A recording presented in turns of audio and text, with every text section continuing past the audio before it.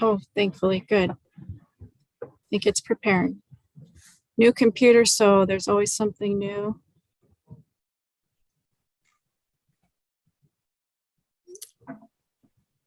Okay, are we, we're good?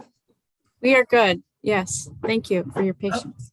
No problem. All right. I'd like to call the meeting of the Salem Public Art Commission to order. Today is Wednesday, May 11th, 2022, and it is 9:34 a.m.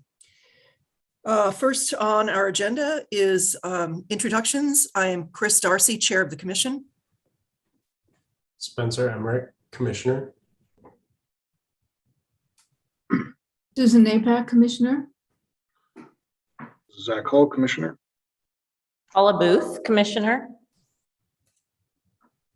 And I'm Heather Dimke with Public Works. I'm Keith Bondog-Wynn with Public Works.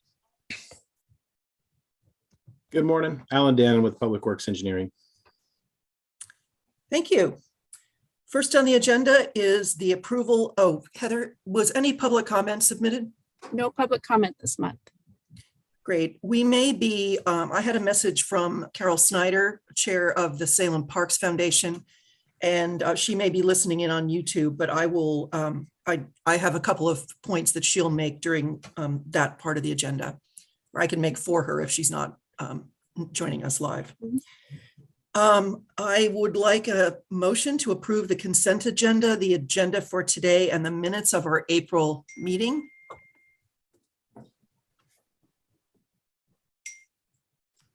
I'll move to accept the minutes and the consent agenda from the April 13th meeting. Is there a second? I'll second it. Any discussion? All those in favor say aye. Aye. Aye. Hearing no no's, consent agenda is approved.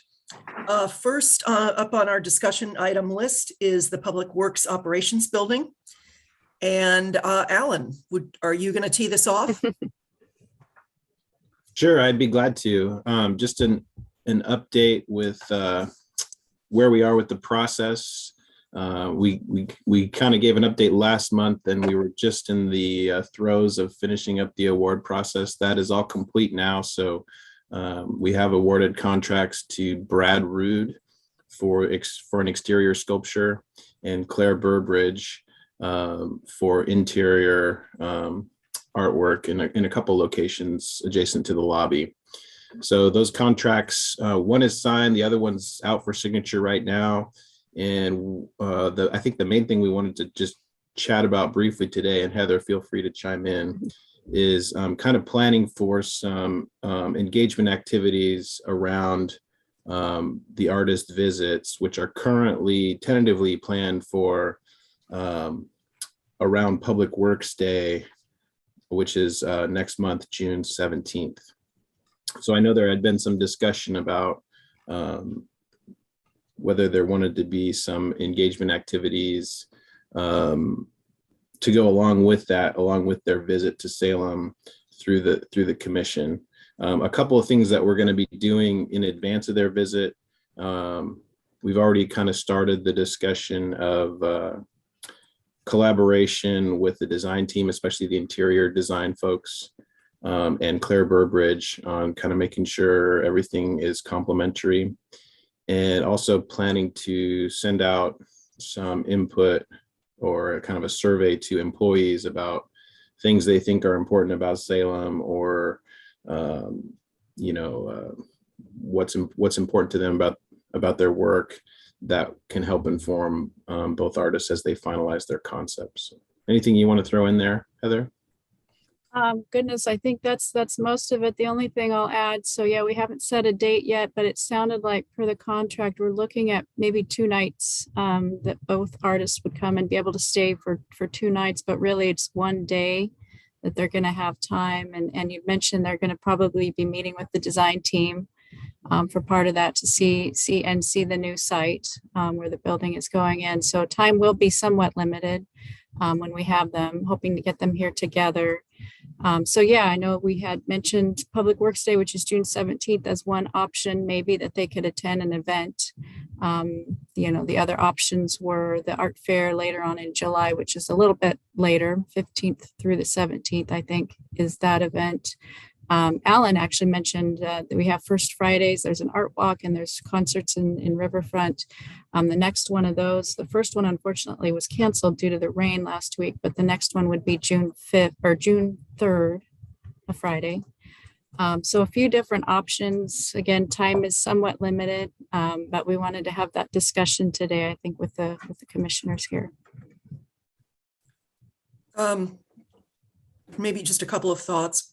Mhm. I know when Blessing Hancock was seeking public input leading up to her piece at the police station, we did kind of a meet and greet with her for people who kind of make up the arts community, artists, architects, folks from the Hallie Ford Museum, and so on. And it seemed like we could maybe build something like that into around Public Works Day if the artists are both going to be here for 2 nights. And we might be able to find someone to host that, some food and beverage. I've got to say to the team that worked on this, Paula and Michael and Alan and everybody else, I'm very excited about the artists who were selected. Brad Rude just finished a big commission at Oregon State for the vet school. Claire Burbridge is part of a large exhibit of 3 artists down at the Schneider Museum at Southern Oregon University. And I just think it's exciting. So, and I've always loved the scheme for the building. So I'm looking forward to doing whatever we can as SPAC to make the artists feel welcome, have a good conversation going, and build public support around the growth of Salem's public art program. We probably, although I know her deadline for the summer issue is, I think, the 15th, we could also arrange for an interview with Press Play Salem, Carly Wright, maybe get some video with CC Media. I think there's plenty that could be done to help people understand, how the program works and how these artists were selected. And Brad Rude has some large pieces in a private collection here in Salem also. Yeah. Thoughts from others? I was just wondering what's on the schedule for Public Works Day? Is that something that is going to have a schedule of events that could be slotted in and, kind of advertised and touted as a nice opportunity for people to meet the artists? Yes, I think I don't know what the schedule of events is. It's been a couple years since we've actually had one in person, but I did attend for several years. Usually, it's pretty flexible. We've got all kinds of staff from Public Works out there kind of demonstrating. There's large equipment, large trucks that the kids climb on, different activities with the watershed group for the kids. They've got usually snow cones and other kind of light eats for folks kind of meandering around. There's not really a set schedule per se, but I think it would definitely be fun to advertise if we go in that direction, that one or both artists will hopefully be able to attend the event and share some of their work and how they work, as well as accept ideas. So yeah, we can certainly advertise that. I don't know if we're thinking of a separate event, if something, again, time is somewhat limited, but if something, they could maybe split their time at Public Works, which is usually in the morning. I think it's usually 10 or 11, correct me, Alan, to early afternoon when that wraps up. So there might be time to kind of have the artist step away and move somewhere else close by for a small amount of time as well. But yeah, we'll definitely want to push that and have folks know that they're planning to be there. Another idea, something that I was thinking about, was to have a day set aside as sort of a Salem Public Art Day, a celebration day at some point, to give tours of the public art in the city, and then sort of integrate a meet and greet with them, on something like that. So it would be, see the public art, meet the actual artists that are going to be contributing to the public art collection. But that would be a whole thing that would have to be planned. Yes. That would be There's fun. usually a arts and heritage and culture month in October that's organized by Americans for the Arts and National Arts Service Organization. You know, it might be possible to tie something into that. And then also maybe as we figure out how this arts and economic prosperity surveying work happens, tie something into that process. And, Sure. and the celebration of the Civic Center could be Yes. another opportunity for the art that is around, you know, that complex. Mhm. So the Public Works building is expected to be completed in summer 2023. Am I right about that? That's correct. We should be moving in around July of 2023. Okay. All right. So we've got some time, but I think the process seems to be going well. And, you know, again, I'm excited for the artists who've been selected. I have one more question. The Mhm. artwork that the artists are actually going to do for that site, have they already designed those, or is that still a process that's going on? Yeah, so they they submitted concepts to us with kind of I would say fleshed out for what they had in mind, but there's still definitely details to be worked out. And as I mentioned, the conversation between Claire Burbridge and our interior designers is already underway, and I expect a similar conversation between Brad Rude, the sculptor, and our side as he starts to kind of finalize the etchings that go into the sides of his sculptures. I don't know if we shared photos here before, but I can share kind of his most updated concept, if that's okay with folks. You have that I would- handy? Yeah, I I would have a love hand. to see it. Love Okay. to see it. Yeah, so I'll pull it up here. Mhm. Sorry, this is embedded in an email, so it might not be the easiest to see, but this is kind of the concept here with the ram and the beaver, along with boulder and a chewed log that would all be kind of perched on each other, which is kind of the theme of his work. And so you can kind of see here he started to sketch what could go into the sides of these figures, and that's where ideas from us about, you know, plants or items or places that are specific to Salem could work into the theme here. And so that's where I think he's open to hearing from us on what you know, what is uniquely Salem that could be pulled into the work. So What is the scale of that piece, Alan? Is that life size? Yes, it is. So this granite boulder, which he already has in his possession, is about 3 feet wide by 8 feet long. Hmm. And the whole piece itself is around 10 feet tall. Oh, Once great. it's mounted on top of the boulder. So yeah, the figures are life size to the animals they represent. Here's kind of a close up of what the side of the ram could look like. And I think there's one of the beaver too. Yeah. And this was planned to be placed kind of right at the entrance. I think there was that first planting bed with a tree in the images so far. That's correct still? That's correct. It would be right by the front entrance, so that everybody walking in, it would be come to the left-hand side as you're walking into the building. So anybody coming in to transact business with the department or go to a public meeting, it'll be right there front and center. And we're talking about rearranging the exterior lighting so that there could be a little bit of lighting shining on it during evening and morning hours. Nice. And then if you go ahead. What's the status of the building now? Is it everything framed up? And Not quite. We just poured the last footings last week, and they're working on stem walls. The floor slabs get poured probably beginning of June. And then framing will start later in June. So you'll start to see it come out of the ground if you drive by later this summer. excellent. Other comments and questions? Other ideas? So I think it would be nice to do a meet and greet I can talk with Heather and Keith about and Alan about, some ideas, either the night before Public Works or in the afternoon afterwards.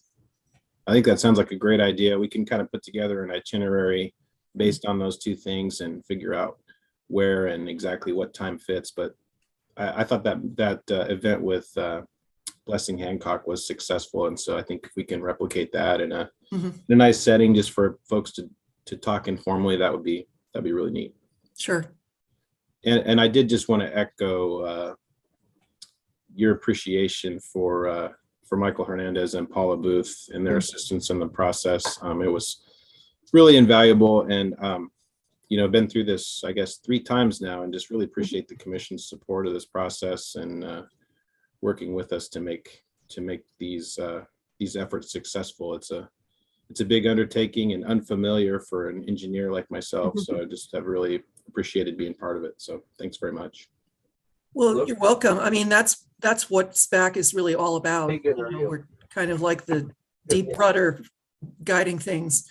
I will say, I give the city a lot of credit for the capital projects that it's taken on over the past few years.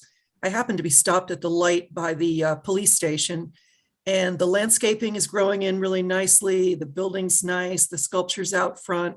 Same with the library. I was over there the other day, and the Amanda Wojcik piece looks terrific, and the library is just getting a lot of use. And things are really being developed, I think, well, with a good eye to design and functionality. So, I feel like we're all doing some good things for the city. For sure, yeah, thanks. It feels good to see the investment in those facilities, and there's more to come. So yeah, it's exciting. Yeah, exactly. All right. Are we finished with Public Works operations? Let's move on to guidance of Thanks, youth. Alan. And Heather, I'll let you take this one. Will do. Okay, guidance of youth. Yes, it was brought up, I think, during our last meeting in April that there was concern again about the piece. There was not, we had thought at one point that there was additional graffiti on the sculpture that's in Bush Park, Guidance of Youth. This is the pioneer sculpture that's kind of tucked back at the south kind of central portion of the park. There was not. Can I interrupt you, Heather, for just a second? Yes. There's a lot of background noise coming from someone. Yes, I'm sorry. I'm in my cubicle area today. I was hoping that this would work. Okay, no can problem. Folks hear me okay? Yes. Okay, we'll plow forward. I'll try to mute as I can. So the new damage has not occurred to the sculpture, Guidance of Youth, but we did have some additional concerns raised about it. ARG, who's our current conservator for public art maintenance and conservation, they were planning to be in town during these discussions anyway, so they were able to stop by, and I asked that they take kind of a quick look at the piece to give us a general idea of what might be required for maintenance. I did get an estimate, a rough estimate from Maya with ARG. Let's see, the plan would be to test several products that they've used for this type of removal. Again, there's some kind of lacquer that's been dripped all across the front of the sculpture. Test different products that they have for removal, and then find which works best, and that would have the least impact on the kind of brown green patina that the piece currently has. It's been there for a while. Let's see if there's any hazing. They would, with the paint removal, they could apply a cold wax. So in all, it's going to be kind of a trial and test. She concurred that it's probably going to be about 8 hours of conservator time to just remove the paint, the lacquer drippings from the sculpture. High level estimate, their conservator fees are around $165 per hour. They have varying rates. So kind of a high level estimate would be at least $1,300. Just to remove and kind of clean up the lacquer from the bronze sculpture. There are some additional repairs needed to the base. There's some chipping that Chris had noted and they saw while on site to the granite base as well. I don't yet have full costs for that. I reached out to Parks. This piece is not part of the public collection per se, so I wasn't sure about payment moving forward. But Parks did express an interest and apparently has some funding to cover at least the bronze cleaning and lacquer, whatever it is, paint removal. So I've requested a formal estimate from my end. I think hopefully we can move forward, assuming that the costs are right around that, probably 1,500 just to clean up the bronze. But it sounds like Parks is interested in moving forward. So once I get that estimate from ARG, I'll forward that on. And I can keep folks posted, but hopefully we can get that piece finally cleaned in short order. Questions or comments from the commission? I think we should proceed if Parks has the funding. It's a large sculpture. There are many questions around it, kind of an outdated theme, but it's pretty big and it was made by a fairly prominent sculptor at the time. I think it just is a good rule of thumb to keep these works of public art maintained so that someone else isn't tempted to do something. And it is tucked behind some rhododendron, at the south end of Bush Park. So you have to kind of want to get in there to do it, what also means you could do something and no one might see you. Do you need a motion to proceed, Heather, or do you need just a consensus to move ahead with it? Yeah, I think unless there's any concern from the group today, again, it's not part of the public collection. We've got interest from Parks in paying for that. So unless there's concerns, I think we're just fine moving forward, and I can keep the group posted. That sounds good to me. Any final comments on this topic? Okay, great. Thanks a lot for taking advantage of ARG being in Salem to just get this taken care of. Let's move on to the Civic Center 50th anniversary celebration coming right up. I've been part of one kind of brainstorming meeting. There is another brainstorming meeting happening next week. And, there's definitely opportunity to get people over to the Civic Center campus to celebrate the building, mid-century architecture, the public art, the cleaning up of the Peace Plaza, the improvements to the library and so on. Many of us took a walk around the site to see, what could happen over there. And that was months ago. I would still like to see if I can get a copy of the whatever program or dedication there was for that mayor's art exhibition that took place in 1972, to see if any of those artists are still alive and working. Many would not be, but it would be interesting to take a look at that. I don't think that there is any mayor's exhibition that's planned coming up. There's really no, the original show was actually held in the Anderson rooms on the lower level of the library. So that's not, I wouldn't think that that would be an ideal space for an exhibition that might happen in 2022. It's basically a conference room in the basement. But it would be interesting, to figure out who was part of that, who might still be around. You could do a video interview. I don't know. Personally, the idea that I think it'd be fun to do something that would involve a very wide swath of Salem, like a bicycle parade, classic cars that people get people into Salem, south of downtown, who live over by I-5, who live in the North Salem area, who live in far southeast, which wasn't even probably much developed in 1972. I don't know, you could do a food cart festival. I don't know what food, there were probably interesting foods in 1972. I was in college then, so I do remember things.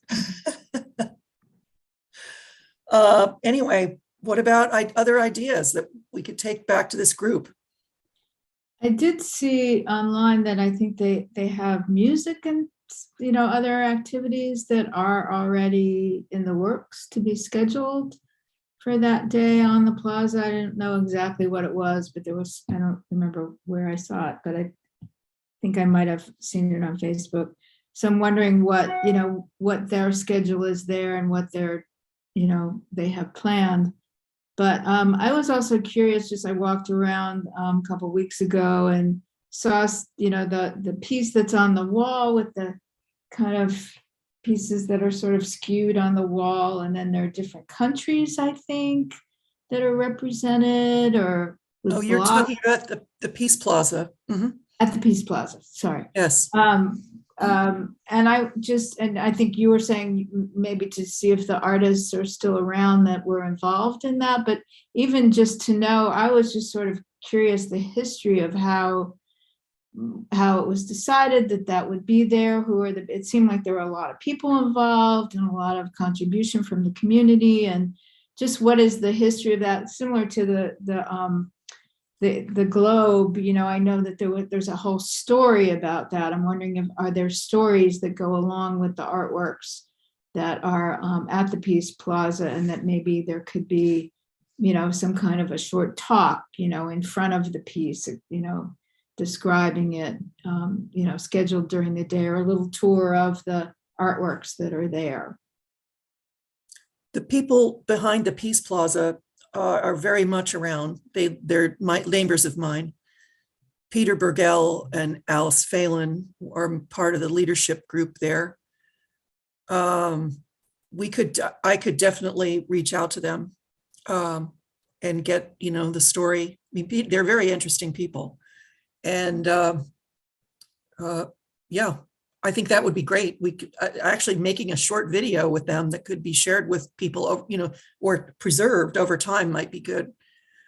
Well, I could definitely reach out to them and, make an introduction to Heather and actually the larger group. And I don't remember the source of the quotes on the wall panels. We know that the mural, which depicts different kinds of people involved in the development of Oregon as a state, was done by some people who were primarily, I think, museum diorama painters. I think they live in the Coos Bay area, and they are also around. Yeah, I think we could do that. And then now I'm blanking out on the artist's name who did the big sculpture in the. Hanson. Yes, James Lee Hansen. His wife sent me a lot of the background clippings, all the details about how that sculpture developed. So we've got that, and James Lee Hansen is alive, and his wife is tech savvy. If you email them, you get a response back. Yeah, I mean, there's plenty that could be done. I think it's going to be kind of winnowing things down with the city and other people who are, involved. And also just making sure that this is not just a look back at what was a largely white group of male business people who were behind, what happened as the Civic Center was developed. Salem, I think, it's a very diverse community now. And, I think this should be about how do we, build community around an anniversary celebration and then put together some kind of a shared vision for our city moving forward. So, and what about other ideas? Anything else you want to put on the table so that Heather and I can take to this other meeting next week?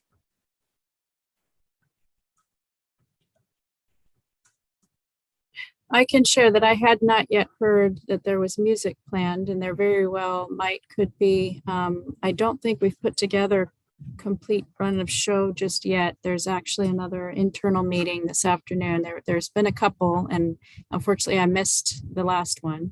But there is another this afternoon for that purpose, to kind of put together that draft run of show. So I hope there's music. I think that would be fantastic. So we're working on that. At the last meeting, I did share that we were, and actually Docomomo had attended a recent meeting, stakeholders and partners.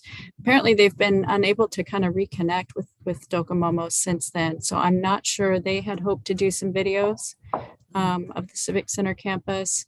I'm not sure that that's moving forward. Unfortunately, it might still yet, but one thing I do know is that staff were regardless looking into, there's a couple folks that have videography backgrounds here on staff. And so folks were interested in doing kind of our own videos of kind of points of interest across the campus, as well as of the artwork.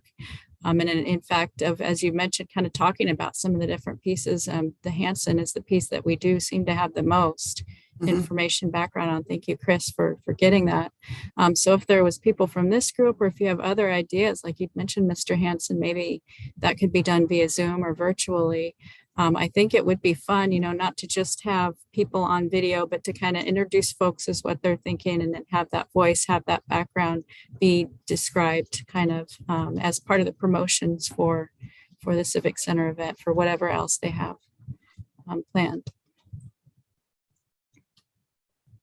Will there be any kind of a dedicated web page for about the anniversary? And I don't know if they're planning a separate page. There's a couple news stories that link back to one another online. There's one, I think, still on the homepage that talks about things to do in Salem, and it references the August 18th date of the celebration, which is a Thursday.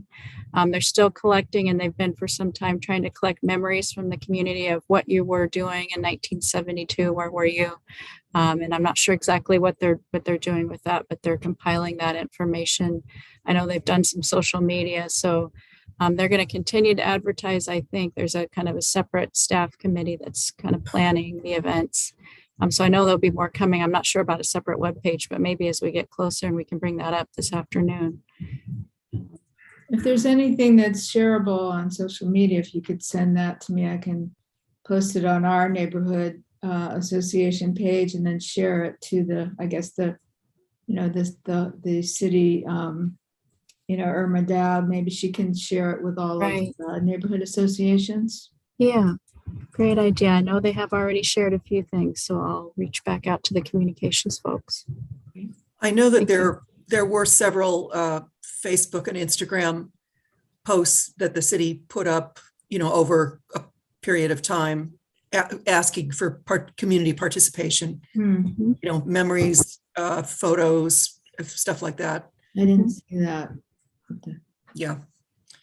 Would anyone from this group be interested about being on camera for a bit and chatting about with some of the information we have about the artwork, or would we prefer to defer that to others folks? I'm happy to, depending on what the topic is. Okay. I'd be willing to do something, and also we could find others in the community who might have a close connection to that. I'm thinking of people like Roger Hull, Right. Nancy Lindbergh, people who were active closer to the time of the Civic Center development. Sounds good. And I know, go ahead. No, you go ahead.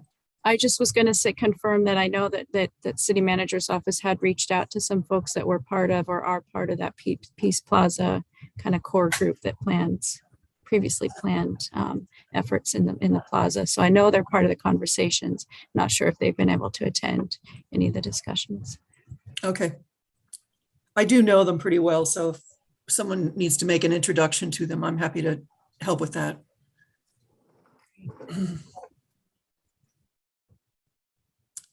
Okay. Are we ready to move on to the Echo Earth Globe? Yes, Chair please. DRC, did we address Art Hall at the Salem Public Library listed above the Civic Center 50th anniversary? We Thank did you, we not, did and not. thank you for bringing that up, Keith. Okay. Okay, let's go back to the first thing on our agenda for during updates. Art Hall, the Salem Public Library. The second exhibition in that space is projected to open the first week of June.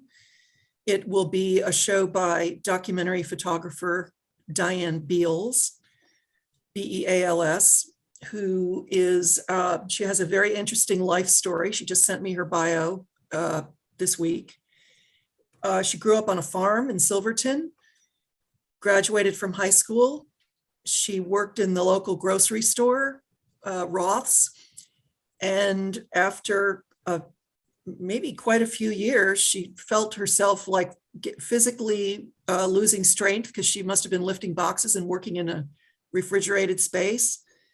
And she had, someone had given her a camera, and she went back to school at, as a non-traditional student, graduated with a degree in photography from Oregon State. And she had a photo studio in downtown Salem. And she is, I think, best known as a street photographer. She has photographed homeless, houseless population and individuals for quite a few years. The Oregon Artist Series Foundation commissioned her. We had a small grant that we purposed towards a commission for her to document just a series, maybe a dozen artists in Salem, both in terms of kind of a portrait and then some aspect of them making work. I haven't seen any of the images yet, but that show will be up, I think, towards the end of September. And, I use the library regularly. I check out the space whenever I'm in there. I think we need to, I also serve on the board of the Oregon Artist Series Foundation. I think we need to find a way to collaborate with the library staff on some activities that will draw people into the space. When I was on the library website looking for something else recently, I saw that the teen space that's been activated. The maker space on the plaza level at the library is being programmed. There are some come and make sessions for adults, on Friday mornings, what have you. And I think if some programming that's not going to be a big burden on library staff can be plugged into those existing activities, we can get more people coming to the library specifically to see the exhibition. The show following Diane Beals will be a show of work by the artists Nick and Sloy. And one of those individuals just passed away this week, but the show will proceed. I've heard that they did make a lot of work. So, it seems to be going well. Kate Van Umerson of the Salem Library Foundation is a very active partner and super supportive. And of course, Oregon Artist Series Foundation is doing all this work, for free. So far, so good. And the shows at the library are planned to integrate with the shows at the Salem Convention Center so that there'll be common PR, common, install, deinstall. Yeah. So the show at the convention center, kind of similar dates then, June through October, or June to October? Yes. Mhm. Nice. Okay. Yeah. Wonderful. Yeah, the only thing on my end to add is, for these exhibitions, we have a new kind of artwork loan agreement that we work with legal to get set up for each artist that comes in to display their work. And we have thankfully a template now in place after this last one that I think might need to be tweaked a bit further from legal's point, but it should be pretty easy compared to the process in the past. So we're kind of moving forward and getting things figured out, what the city needs, at least to have these shows come in and out. So Yeah, I think that was a good improvement to make, to just have a standard agreement right. that can be adapted. Does the library have a permanent, I know that there's a lot of art in the library and there has been a collection there. Is there a means to acquire more art for the collection there? And, when an artist has work in that, in the hall there, is there an effort to acquire a piece from each of those exhibitions, or I don't really know how it works, so that might not be appropriate, but. There's really nothing in place. The library has over 80 works of art, and SPAC took the lead on really assessing the condition of the works. There was a subcommittee consisting of Paula Booth, Eileen Cotter-Howell, and Rachel Bucci, who went through the collection and collaborated with members of the Library Advisory Board and the Library Foundation, wrote all the label copy, reinstalled the collection, repositioned major works. Paula figured out how to get the Tom Hardy bird piece, reconfigured in the different spaces. The library doesn't have a budget for the acquisition of artwork. I know that. And Kristen Coons, for example, had 2 major works in the library collection. So we weren't thinking about adding works. With Diane Beals, I would think it would be you'd have to add all 12 pieces, to make it make sense. Otherwise, you just have one portrait of one artist from a suite of pieces. I'm happy to bring that question back to the Oregon Artist Series Foundation, but the short answer is no, we haven't really talked about it. I wonder if the artists were approached that they would donate, in the future, possibly donate a piece to be permanent in the library. They might, I think, depending on who it is, that he or she might.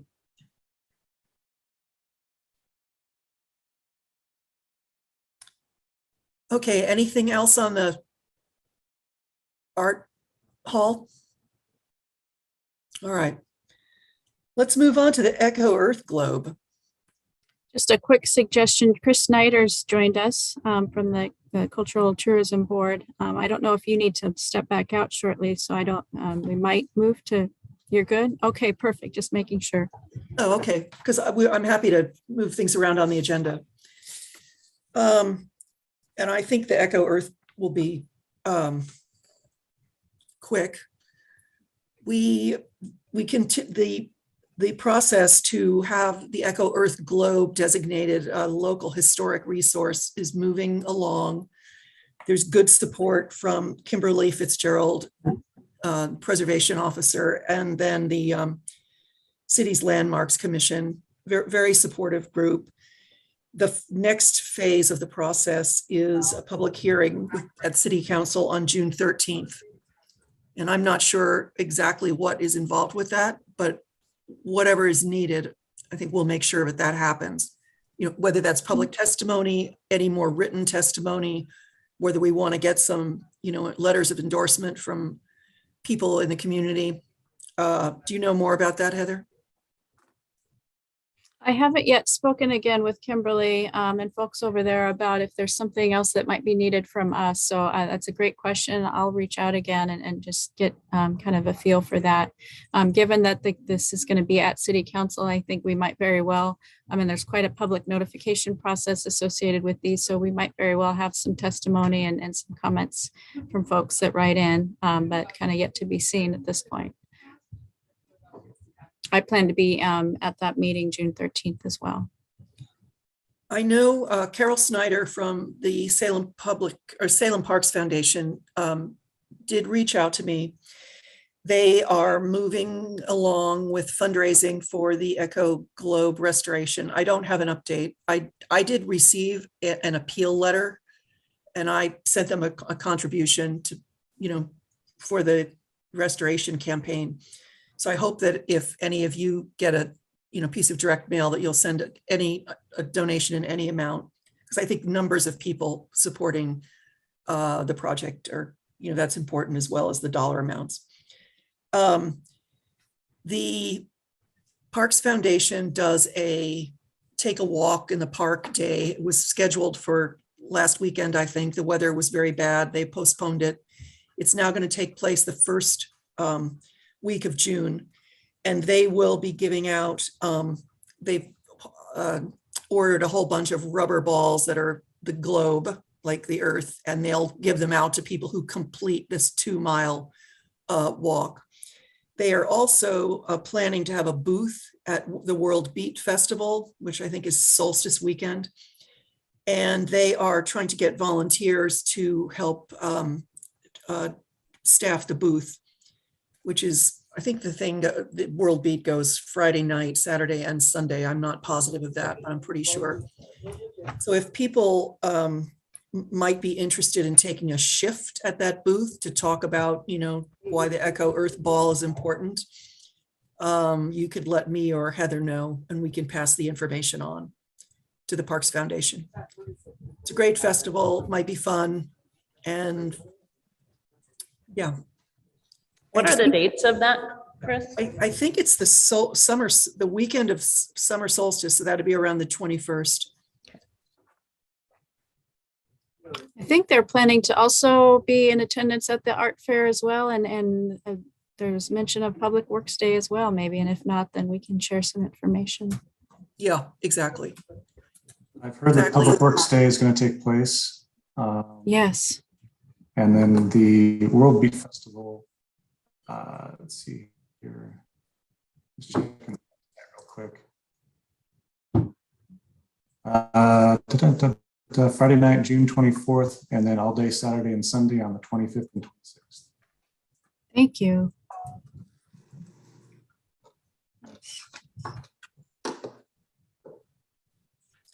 Anything else on the Echo Earth Globe? The signage with the QR code is up on the fence by the globe itself. I went down to look at something, and people were looking at the sign. So I just didn't have a chance this week to get an update on the fundraising. Yeah, I can share that we did print off a number of kind of rack cards for these events for Carol, as well as some additional copies, smaller copies of that very sign that's posted in the park with the QR code and all that. So they have some additional materials to share. Also, as well, I got a phone call yesterday myself about somebody interested in donating. So that was kind of neat. Someone that had been a part of a donation from Candelaria when the Eco Earth Ball was first installed, and was interested and had support again to do the same. So that was neat to hear. It reminded me that I think, Susan, at our last meeting, you'd mentioned sharing that message also as well via social media. And I'm wondering if it might behoove us at some point here to do kind of our own news story here shortly, and kind of share the information, share our newish webpage that we created, and maybe Carol or others would be interested in a quick video clip for that, or interview, but as another way of kind of helping to boost this information, and then share that via social as well. So if there's interest, I could start chatting with our communications folks about doing that soon. I think that's a great idea. And I know Carly Wright at Press Play Salem, her hard copy publication comes out every other month, I think, if not more stretched out, but she does a weekly news digest, and there's a lot of good content, and she is always looking for content. It's a great idea. Yeah. All right, are we ready to move on to murals and intersectional art? Maybe starting with the intersectional art? Mm-hmm. I'm going to let Heather and Susan start with this. I have to step away from my screen for just a minute. Sure. Okay, well, Susan, I can provide an update of what's going on from the city's standpoint. I'd mentioned last month that in order for the street painting program to move forward, we needed to propose several code revisions, fairly minor, but they are impacting Chapter 15, the Public Art Code, as well as Chapter 900 for sign code. Because we're impacting 900, that kind of takes us to another step level of public notification process that we're going through, but we're going through that process. The first reading was actually this last Monday at City Council of those proposed revisions, which, again, as a reminder, we're adding street painting, not only an exemption to the city sign code, but we're adding street painting as a new kind of feature within the public art code as well, not something that needs to be approved by the commission, but something that is approved by the city by a city program. So that's been added. We were planning to include a new definition for community artwork, and we'd had a couple conversations about that. Just need to share that that was right before putting that, moving that forward. The community art piece was pulled back. So we're sticking with street paintings. That is still moving forward as planned. But the community art bucket that we chatted about, that's not in there at this time. So still moving forward with that. Again, first reading was this week. Next up is a public hearing at City Council, and that will occur on May 23rd. I will be conducting that public hearing. And then that would be followed by second reading at council at their June 13th meeting. There is an emergency clause or declaration that's also been tied to this proposed ordinance, such that once it's finally approved, if finally approved, then it can take effect immediately in anticipation of the project that you had mentioned, Susan, primarily for the Grant Neighborhood Association, which I think was July 4th, that weekend, quickly thereafter. So that's where we're at. Again, public hearing on this matter will be Monday, the 23rd. Could you just say a little more about pulling back on the community art section and what the objections were to that, and what it would have meant if it did go forward, and what it means now that it's not going forward? Yeah, I don't think it's a huge impact either way. We had chatted through, in this meeting, it was fairly open-ended, just a new form of artwork approved by the city, right? Which we're still calling out street paintings, but we've removed that general bucket. It was a kind of a new bucket of artwork not in the collection. Chris, I'll share for you as well. The code revisions that are moving forward do indeed include street paintings, but as we chatted before, community art was intended to be added originally, and that bucket, that category was pulled back from the proposed revisions that are going forward. We're just sticking with street painting. We had talked about potentially down the road that community art bucket could be used for murals as an alternative to murals being in the public collection, but we're still just not ready to go in that direction. And it made sense to our attorneys to not have that kind of extra bucket sitting there when we're just talking about street paintings right now. So that's where we're at. Yes. So what is the definition of a street painting? What's the? Oh, that's a great question. Let me pull it up. I'm not very familiar. Just curious. Is that, chalk drawings on the sidewalk, or is that something else? Give me just a moment. I'll pull up the actual language. Sure. Just so that way I know because this is starting to be a new thing. We're starting to see it from the cultural tourism side of things. People wanting to put on an event where they do street paintings. And so just having that understanding of what we're putting in the new code, and that way I'm aware of it when it comes across my desk. It's a good question. Yes. Okay, I'm pulling it up. There are jurisdictions that have very ambitious programs. New York City would be one. And there are some national programs that specifically fund this type of activity. Salem is starting out on a much more basic neighborhood level. Definition is it's very tight. Street painting means a large decorative painting installed directly on street pavement. The term street is, as used, is defined in SRC Chapter 76, which I think is streets and right-of-ways, perhaps another code. So that's the limited definition that we have. There will be a separate administrative rule with kind of the process that defines kind of the boundaries and approval process that would come forth with the timing for that would be the second reading. So after our next public hearing, and then as we move to second reading, we have kind of the defined process that was shared with this group and shared with the Grant Neighborhood Association. I can share that with you as well, Chris, if you're interested in seeing that. But really, it's kind of just an approval process. You go through, you check the boxes. There is a requirement that a certain percentage of neighbors adjacent to the painting are in agreement with the painting. And of course, these are only allowed on neighborhood, quieter streets, not major arterials. But yeah, I can share that. I can share that again with this group as well if they'd like to see it. I think it'd be good to circulate it. Okay. Thank you. Yeah, good question. Are So you what ready did I miss? for me? I think you covered it as far as, what's going on with the city.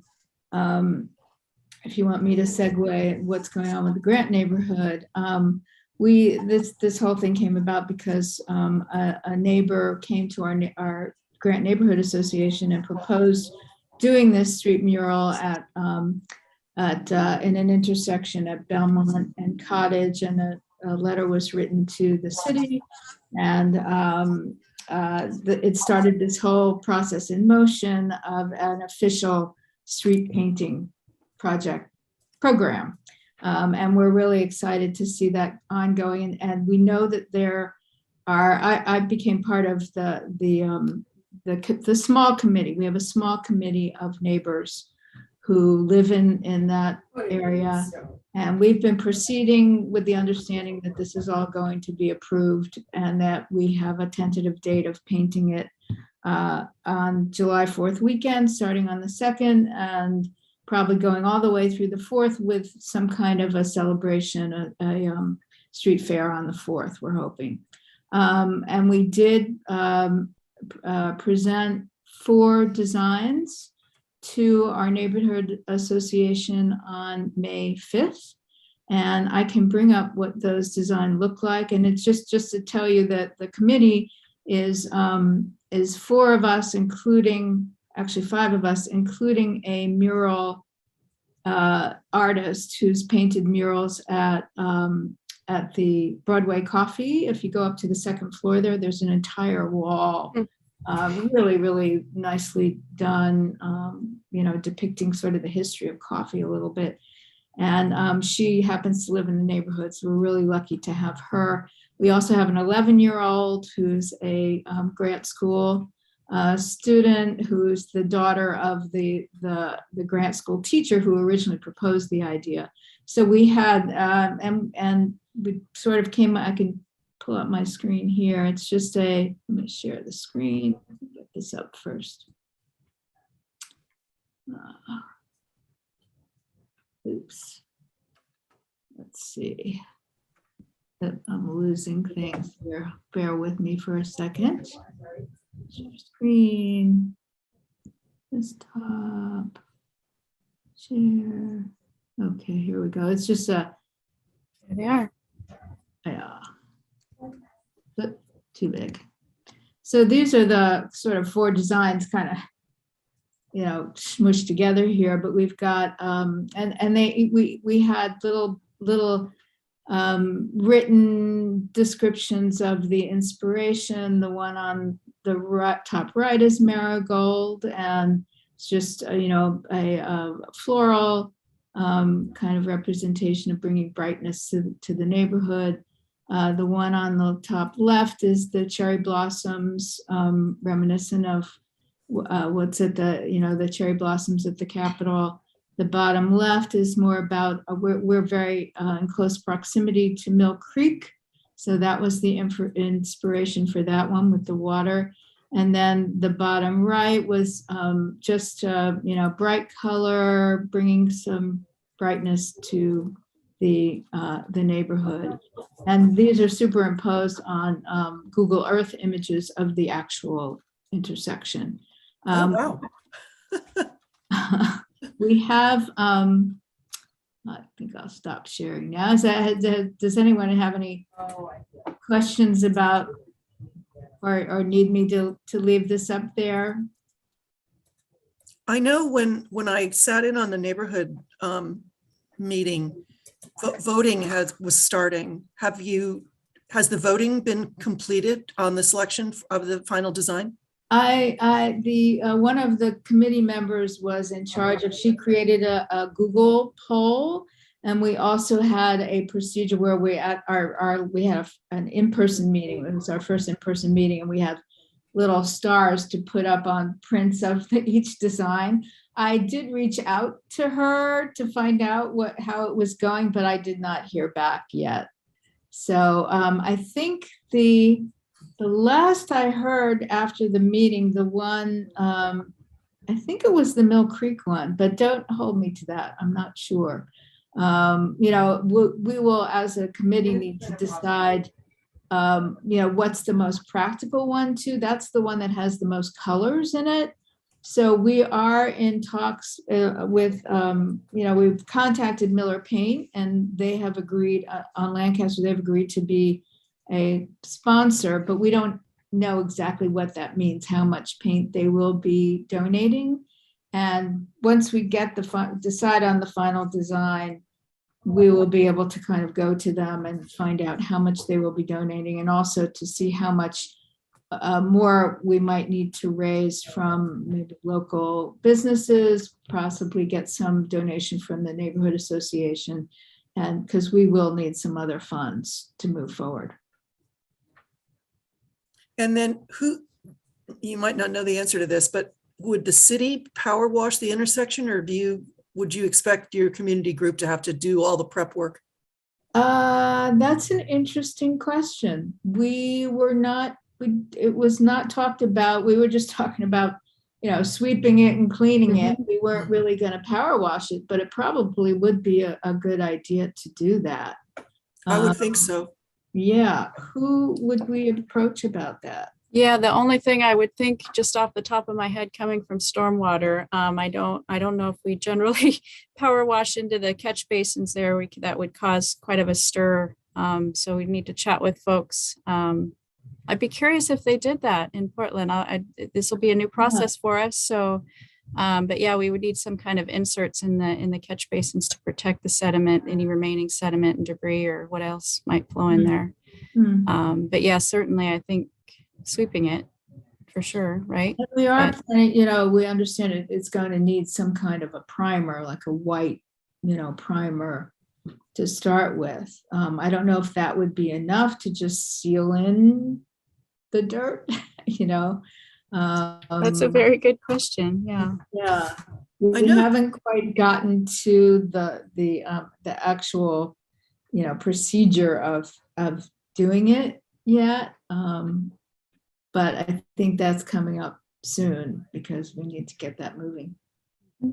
And do the city's tornado trucks vacuum up dirt as well as brush the surface, so that maybe that might suffice? Yeah, I think that would be preferred. But yeah, and I think they use a little bit of water too, don't they, Keith? You might know more than I. Is there? Just to keep the dust down. Very good. Okay.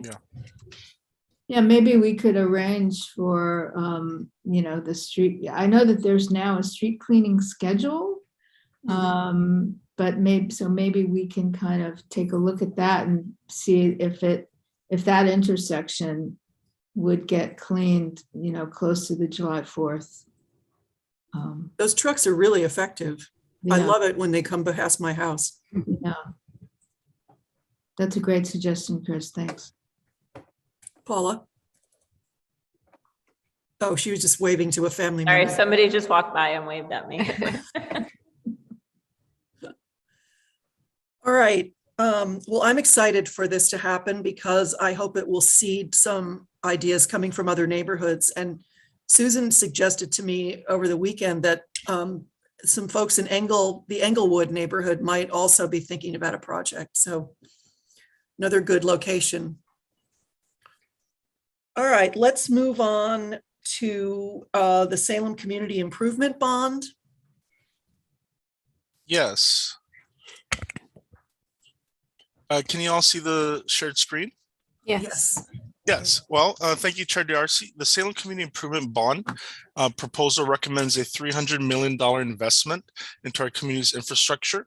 The streets and sidewalks would receive over half of the funding, while the remainder goes to the Civic Center earthquake safety, seismic retrofits, park upgrades, fire engines and equipment, affordable housing sites, additional library branches, technology and cybersecurity, and future fire stations.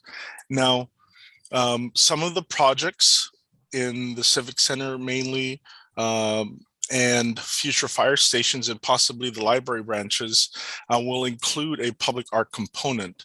Now, since these are bond-funded projects, the public art will be funded and provided through the project itself, which is consistent with engineering's project management of the police, library, and public works operations building that we talked about earlier. So these represent some of the opportunities that we have in the future after hopefully after the bond passes. Do you have any questions? I don't have questions, but I'm glad that you flagged the potential for public art, because that's good for us to have on our radar. And I'm excited because the Civic Center, that would be a big project and high visibility. And yeah, questions, comments from anyone else for Keith? And if you would like more information, the city's website has the whole list of how much they are proposing for each of these buckets of capital projects on the website. Thank you. Thank you. All right, let's jump ahead since Chris is on our call and hear about the Arts and Economic Prosperity Survey work that the City of Salem will be part of. This is a national project and also one that's bringing together multiple communities across the state of Oregon. So welcome, Chris. Great, thank you. Just like Chris was saying, that the Americans for Arts is a nationwide economic impact study. We have several communities here in Oregon that are participating, all up and down, from north to south, basically. The City of Salem was asked to participate in this. We got invited by the Oregon's Arts Commission and Travel Oregon to participate in this, along with Marion County. And they brought it before the Cultural Tourism Promotion Advisory Board, who thought it was a good idea. And we have several local arts and cultural organizations that participate in that group on a monthly basis. And they found that they want to have that value. They want to see, what kind of value they add to the economy here in the city. And so we took that forward, got approval by City Council, and then city staff, myself and Kelly have been kind of spearheading the information gathering and identifying what all we need to do as a city to work with our arts and cultural organizations. We just barely got all the information that we needed, the surveys. We got QR codes, which are brand new this year, which means that people with their smartphones can take this survey on their phone. The requirements and methodology for this survey is that they need to be in person, happening during the event. The May 1st was the day that this survey study opened up. So we have from May 1st to April 30th next year to collect at least 800 survey completed surveys. 25% of that, they're asking for us to do our best to get BIPOC and Alana, which is Black and Indigenous people of color, and African, Latinx, Arab, Asian, and Native American surveys from those organizations, those group people that serve those organizations in the arts and culture side of things. So we're working on identifying what organizations we have in the area that we can invite to be participate in this economic study.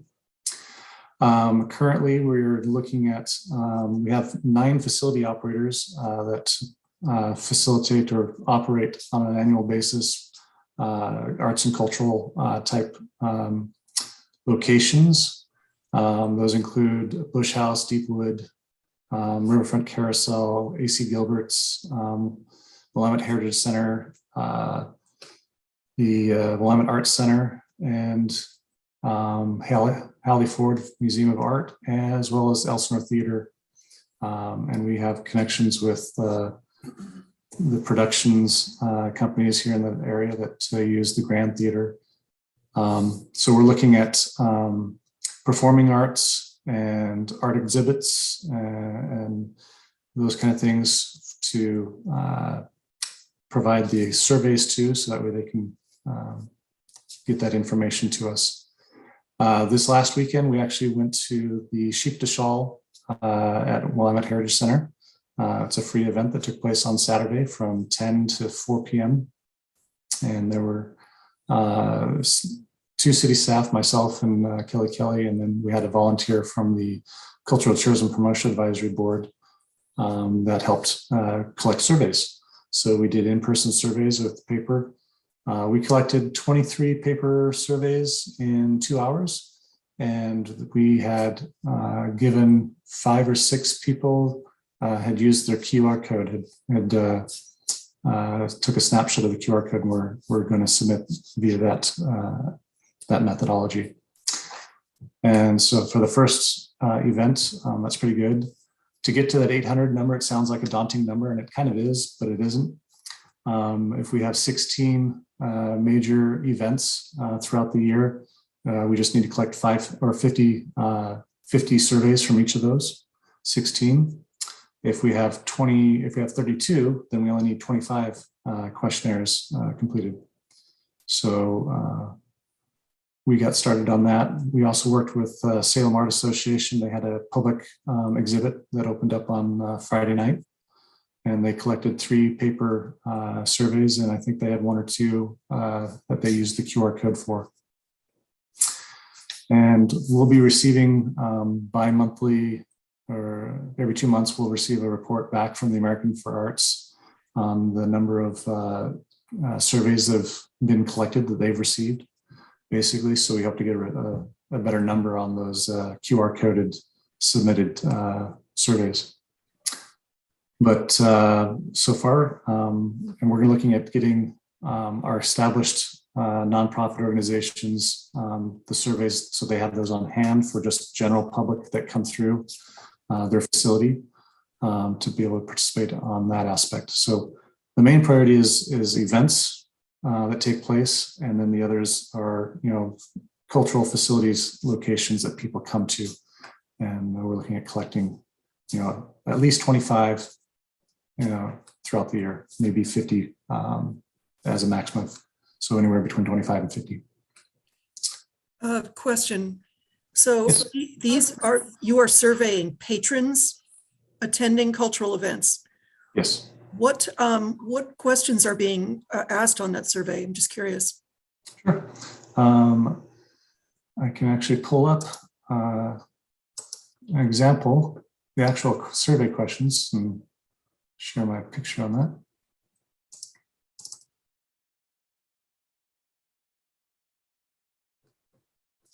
All right, let's see if I can go ahead and share.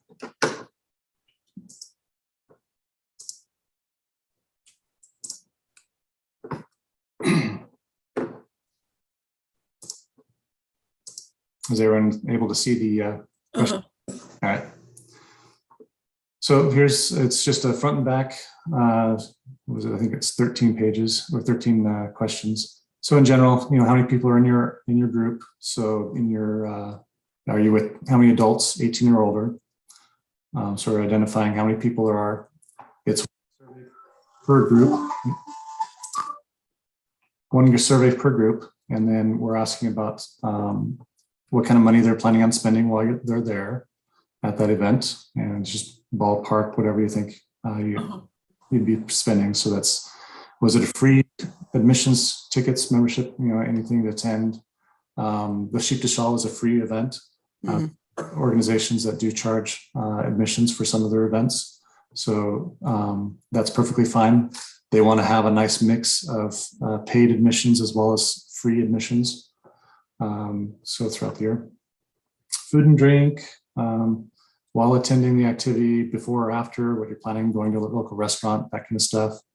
groceries that you brought specifically to attend the activity, any shopping or souvenirs, gifts, that kind of stuff, clothing, local transportation, parking, fuel costs, you thought that you needed, childcare if you're late night, date night type thing, paid lodging, such as staying overnight, where your zip code is. So we identify where they're coming from, get an idea. We had a couple people that, with the Willamette Heritage Center sheep to shawl thing, they had Pendleton just opened their shop there at the Willamette Heritage Center. And we had people that were actually coming from Vancouver, Washington, over specifically for visiting the Pendleton store. And so they filled out a survey.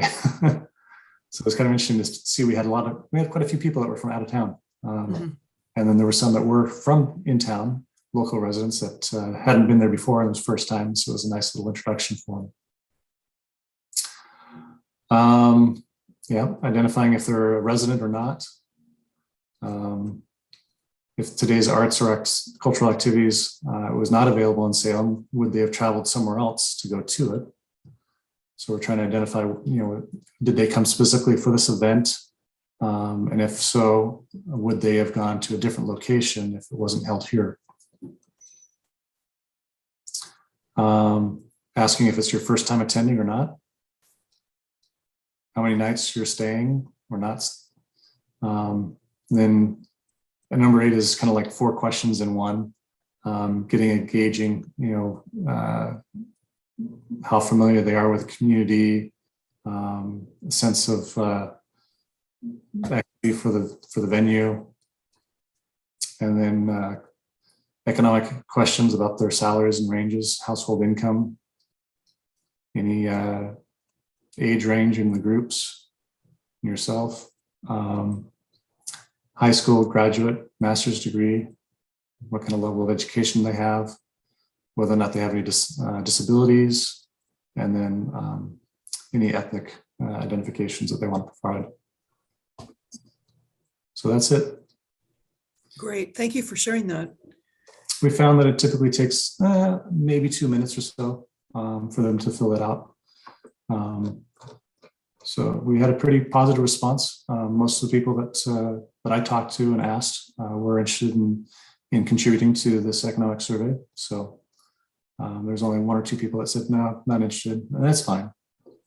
Did you have a table? I was there and I didn't see this activity. So we did have a small table. We were only there from 11 to 1 p.m. Oh, okay. I was there after that. Yeah, we chose the middle of the time frame. Hopefully we missed the rain. We got a little bit of rain, but it wasn't too bad. I waited for the rain to stop. We figured the afternoon there probably would be higher attendance, but we had other activities that we had to do too. So volunteers were only there for the 2 hours, basically. We only had 3 volunteers that could make that time frame. And so we were there for a short time. But we're trying to gather volunteers that are interested in doing the survey collection. We have a spreadsheet where we put down the names and telephone contact information. And we're trying to line up or marry up the events that we need volunteers to attend and those volunteers who would like to attend certain events. So obviously some of the big ones are going to be World Beat Festival. Will be a big one where we'll need, a lot of volunteers to be on hand to be able to help facilitate the survey collection. Most of these are outdoor events, will be in person. There's 2 methodologies for completing the survey. It has to be done in person. It has to be at the event, but those have to take place and be completed. So we can't send them home with anybody and have them return them to us. The one methodology is using volunteers that do the survey taking and asking people to fill out the questionnaire. The other option is to provide posters and an announcement and the flyers available, make those flyers and questionnaires available to the audience to complete, and then ask them to submit them at the end of the the movie or theater or show production, whatever. If there's no volunteers that can be there on time or be there for actually facilitating the collection. So those are the two methodologies that are allowed for this. And they, like I said, they have to be completed at the event in person. So there's no ability for having them take home or send them out or email them to people. It's an in-person type survey. Are there any other questions about? No, but I would just say that the Oregon Artist Series Foundation will be holding an opening for the Diane Beals show at the Convention Center, I think on June 28th, and that would be a good opportunity to get some surveys completed. Yes, perfect. I'll email you. Yeah, send me an email with a contact information and we'll get that. We've put together a tool, kind of like a toolkit type thing. Mm-hmm. The clipboards and the surveys and the pens and name tags and posters and flyers with the QR codes and stuff. And then if we can identify any volunteers that would like to participate in that. Great. And we might be able to help get some volunteers to do that. Awesome. That would be really appreciated. That makes the heavy lift a lot easier. Sure. Well, it sounds like it's well organized. What about questions from other commissioners? I was just going to ask about how you sign up to be a volunteer. I sort of have my finger in a lot of different arts organizations in town, smaller ones. I don't know if you were aware at the Willamette Heritage Center during Sheep to Shawl, our studios at the mill upstairs on the second floor was open. And I know we had a lot of visitors that came specifically for that. Mm-hmm. We hadn't been opened in quite a while. So we had about 40, I would say. It's hard to tell how many people we had through the day, but if we would have known that you were doing that, we could have directed people, or maybe you could have had someone up there for a short time. But there are a lot of, small arts activities that happen around town. And we could maybe get some volunteers or let you know about those smaller things if it's worth your time. Oh yes, definitely. Send me an email. That's C Snyder last name at cityofsalem.net. Okay. And yeah, we'll go ahead and get you on the list and get some information from you. But I think that the upcoming Make Music Day would be another great opportunity. Yep, that's another one. Good. So we'll work with Dr. Green and Mark Green and get some organizations, volunteers together for that. Terrific. Actually up on the second floor of the mill, talking to people in between while they're taking a look at stuff. So it was nice. It was good. Whenever it was raining outside, I'd go inside and go upstairs and catch people in there. Great. Well, thanks for that update this morning, Chris. Sure. We may be close to the end of our agenda unless there's anything else that anyone has to add. I had a couple things that I just wanted to bring up. I have a question about the Elsinore mural. I recently got a solicitation for a donation for upkeep of the mural for, repairs. I don't know, is that part of the city collection and who's responsible for that? And just a little, if any information about what that is about. The mural is not part of the city's collection. I guess many of us thought that it was, but it was never accessioned into the city's collection. The mural was actually developed under the auspices of a separate 501c3, the Friends of the Mattingly Mural, which commissioned Jim Mattingly, longtime professor at Western Oregon University, to actually do that piece. The piece was originally painted in 1984. It went through an initial restoration in 2013. The funds were generated, from the community. I think the Friends of the Mattingly mural has a small cash balance on hand, but if you walk over to the site, you can see that there is deterioration, surface deterioration. The building is a historic building listed on the National Register. So, it's an old wall that was the original surface for the mural. I do think the piece is an iconic, design element of downtown Salem. My guess is that it's about a $20,000 project. Dan Cohen, who is a mural artist and I would describe kind of a master mural technician, did the 2013 restoration work, and I believe that he is slated to do the work again. If people go to Portland frequently, there's a building at the east side of the Burnside Bridge known as the Dumbo Building that is all 4 walls of the building are painted. Dan Cohen did that work. So he is used to working big, and he knows what he's doing. I am hoping that the Salem community will come together and make a contribution in any amount to keep this piece in repair. The Elsinore, I think, is supportive of the work. They've had their own issues because their venue has been closed due to COVID. So, one of the things when we thought that this was officially part of the city's collection, I think, gave the Elsinore permission to reproduce the mural on a wine label for a limited edition wine that was produced by Willamette Valley Vineyards. I think that was helpful. But the city doesn't own the building. The city does not, this is not part of the public art collection. This is a community effort. So I know that they'll be reaching out to a wide variety of folks to see if they'll make a contribution again in any amount. That's kind of all I know. Heather, what else should we report?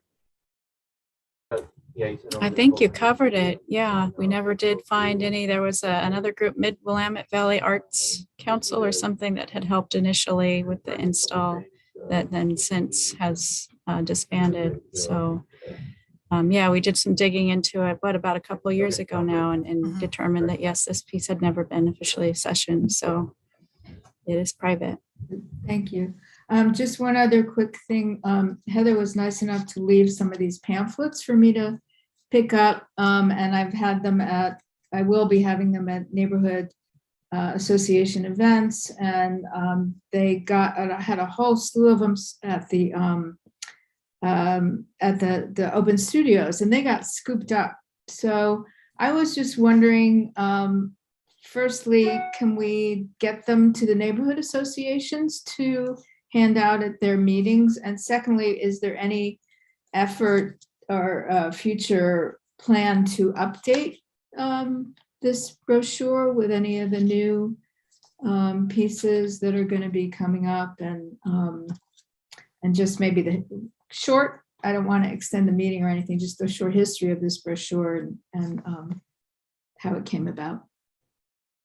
Well, that's great ideas. The brochure was developed a few years ago based on what was in the collection at the time. I think it was produced after the completion of the murals downtown. So that's a few years back at least. And, I think members of SPAC collaborated with Heather. City staff did the layout, was printed by the city. Another couple of former SPAC members put together the scavenger hunt, wrote the copy. I happened to pick up the scavenger hunt when I visited the studios at Willamette Heritage Center and looked at it, just wondering if it needed to be updated. I think the content is pretty solid. I would suggest that maybe we consider updating the brochure after the public works operations artwork is completed, so that, because I think it would be fun for people to discover the Brad Rood sculpture and have a reason to go out there. Certainly adding the Amanda Wojcik piece at the library, and I don't know whether it would be worth doing a separate scavenger hunt leading up to the 50th anniversary of the Civic Center in August. maybe not as elaborate with a fold out and 4-color, but maybe a black and white thing that people could pick up, an 8.5 by 11 sheet, something like that.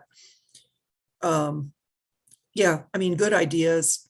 I think it would be interesting at a future meeting to just talk about kind of some PR and visibility activities that we could do to elevate, what does public art mean? We've got the Echo Earth Globe, we've got the work in the library, we've got the Tom McCall piece in Riverfront Park. There's stuff around there. There are pieces in different locations, that would be fun for people to know more about and discover. So, and maybe this is something that a small subcommittee could take on. And also just I'm actually really enjoying being out in the real world again. But for a while, everything was virtual. So probably finding a balance for what's good online, what are some good, solid online resources? And then how are we helping people who are there with the artwork to understand how it got there and what it means and what have you? I'd be interested in working on promoting, all of that you just talked about, and the art collection belongs to the people of Salem, and a lot of people don't even know about it. So I think getting the word out of all the great things that exist now and the opportunities, I think is really important, and we're missing out if we don't promote it and let everyone in Salem know. So I'd raise my hand for that subcommittee. That's great. And I think that there are, I think some of those activities would actually help the city council members know what's going on. And certainly there's a lot of support, I think, on council, and, helping them understand everything that's happening. It would just be a good thing to do. Yeah.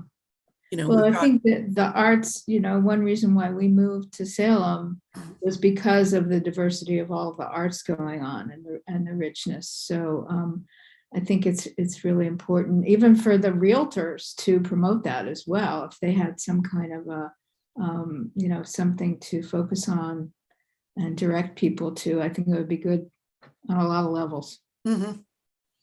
That's why I'm excited for the intersectional art and the street painting to get up and running, for some neighborhood pride. And yeah, I think the realtors would be interested in that stuff too. Okay, any other, I don't think we have any action items today. There's a lot going on. The weather's getting better. I'm excited to get back outdoors. But is there anything else that anyone else would like to comment on? Maybe just just an advertisement.